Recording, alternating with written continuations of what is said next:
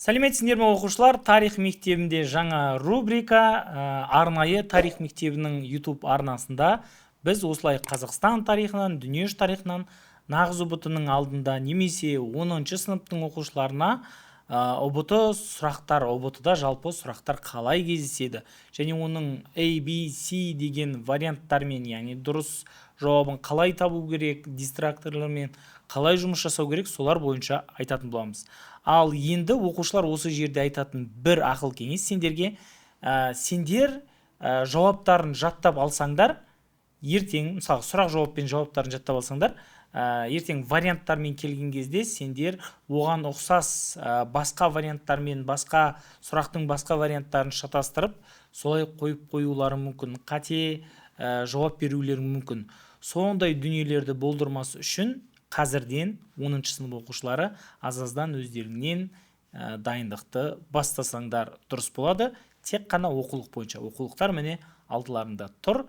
Ал енді бүгін Қазақстан тарихынан арнайы сендерге сұрақтар алып келдім. Осы сұрақтарды талдайтын боламыз. Кеттік. Бірінші сұрақ көшпелі мал шаруашылығының, мұқият оқимыз.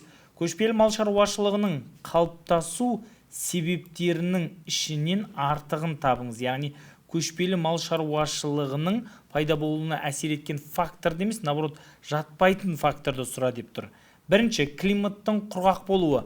Құрғақшылықтың салдарынан, яғни біздің заманымыздан бұрын 3-ші мыңжылдықта бір рет құрғақшылық болды, 2-ші мыңжылдықта тағы бір рет болады, 1-ші мыңжылдықта өте қатты болғандықтан, сол кезде уже адамдар ұлы дала тұрғындары таза көшпелі мал шаруашылығына көшкен болатын. Сонда климаттың құрғақ болуы бізде бұл көшпелі мал шаруашылығының дамуына әсер еткен, қалыптасуына, дамуына. Мал бас көбейді, яғни үйдің алдында малды бақпай енді адамдар алысқа ұзатып жая бастады. Бұл да бізде көшпелі мал шаруашылығына әсерін тигізді, дамуына. Жылқыны пайдалану мүмкіндігі, яғни жылқыны көлік ретінде пайдалану мүмкіндігі, бұл да көшпелі мал шаруашылығының дамуына өз септігін тигізген болатын. Ал сонда дұрыс жауап егіншіліктің қарқынды дамуы, бұл көшпелі мал шаруашылығы ешқандай қатысы жоқ болады. Сонда дұрыс жауап Д болады. Артығын табыңыз деп жатыр. Екінші сұрақ, қола дәуіріндегі өзгерістердің бірін анықтаңыз. Қола дәуірінде қандай өзгеріс болды? Бізде қола дәуір біздің заманымыздан бұрын 2-ші мыңжылдықтың басы,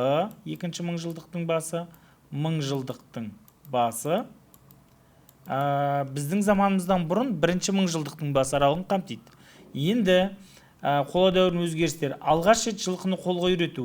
Алғаш рет бізде жылқыны қолға үйрету біздің заманымыздан бұрын 4-ші мыңжылдыққа жатады. Яғни 4-ші мыңжылдық дегеніміз бізде солтүстік өңірдегі Ботай мәдениетіне қатысты айтылып жатыр. Табиғи дайын өнімді тұтынуды меңгерді деген бұл неолиттік төңкеріс кезінде болады. Яғни ол 5-ші мыңжылдықтар аралығында болып жатқан дүние. 6-ші, 5-ші мыңжылдықтарда. Анау мәдениетінде суармалы егіншіліктің меңгеруі.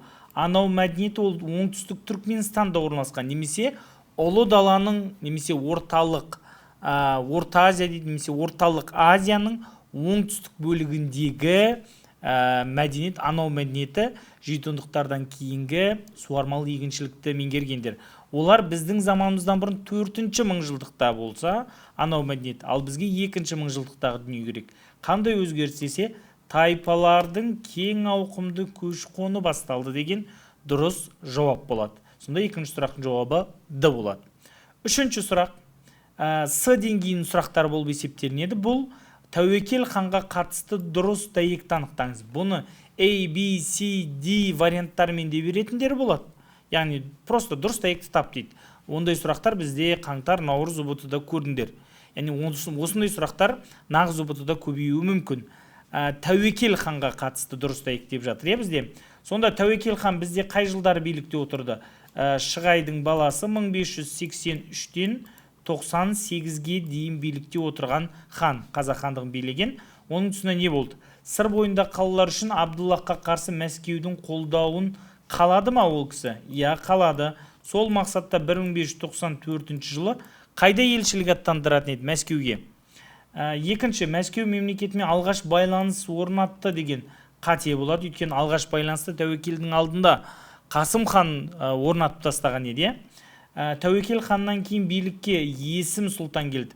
Тәуекелдің балалары әлі кішкентай болғандықтан Тәуекелдің інісі Есім сұлтан келеді. Дұрыс жауап сонда 1 және 3 деген дұрыс жауап Д болады екен.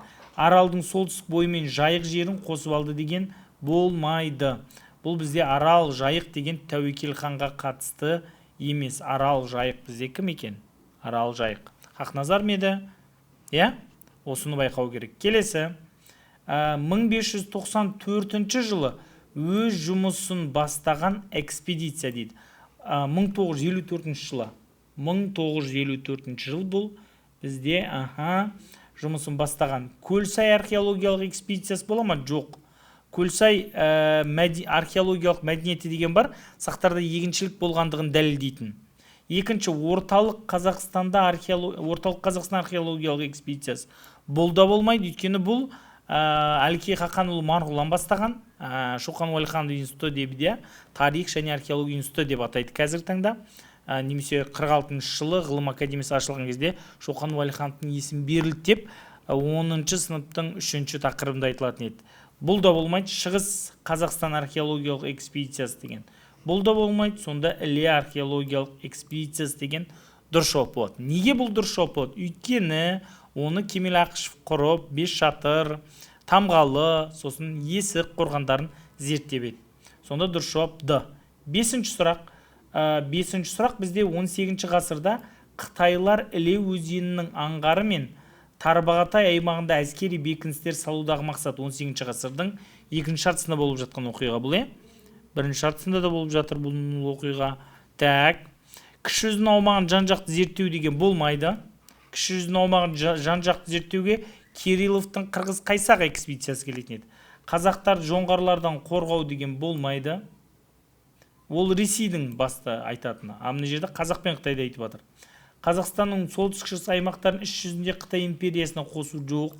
Солтүстік-шығыс аймақтары Қытайға мүлдем қараған жоқ. Ол Ресейге қарады 1822-ден бастап. Жоңғар жеріне қазақтардың қайта оралуына жол бермеу деген дұрыс жауап болады. Сонда 5-ші сұрақтың жауабы Д болады. Міне осылай 5 сұрақты талдауды аяқтадық оқушылар. Ал енді жалпы біздің осы 2025 Наурыз ұбт-дағы қорытындымызға келсек.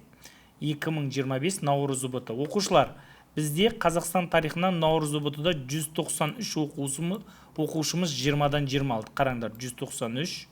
Ал 19 алып қалған оқушылардың саны 233.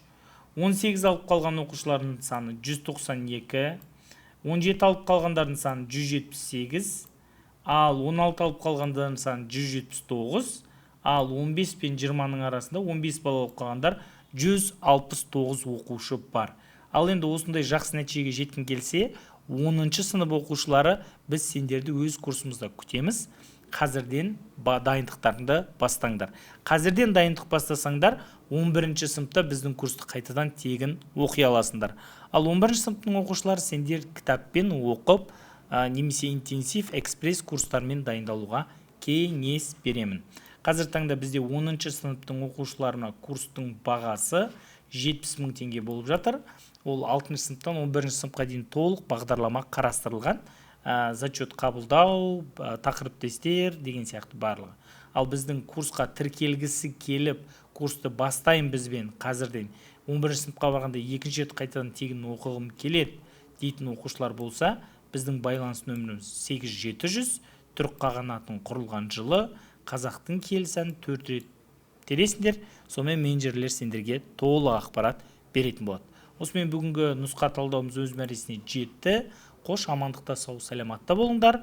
11-ші сыныптар гранттан жоғары ұпай алыңдар. 10-ші сыныптар ұйықтамай ояныңдар. Goodbye.